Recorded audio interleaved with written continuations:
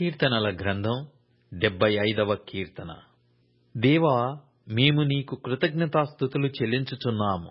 నీవు సమీపముగానున్నావని కృతజ్ఞతాస్తుతులు చెల్లించుచున్నాము. నరులు నీ ఆశ్చర్య కార్యములను వివరించుదురు.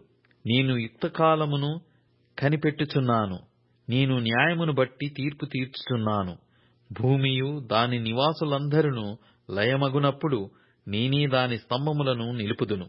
అహంకారులై ఉండకుడని అహంకారులకు నేను ఆజ్ఞ ఇచ్చుచున్నాను.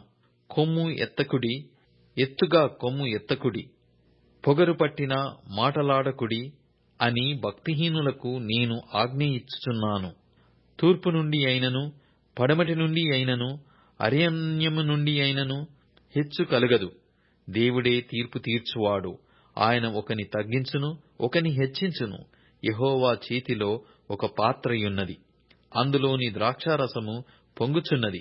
అది సంభారముతో నిండియున్నది. ఆయన దానిలోనిది పోయుచున్నాడు.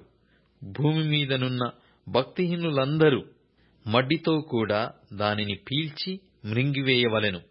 నేనైతే నిత్యము ఆయన స్తుతిని ప్రచురము చేయుదును. యాకోబు దేవుని నేను నిత్యము కీర్తించెదను. భక్తిహీనుల కొమ్మలన్నిటినీ నేను విరగగొట్టెదను. నీతిమంతుల కొమ్ములు హెచ్చింపబడును.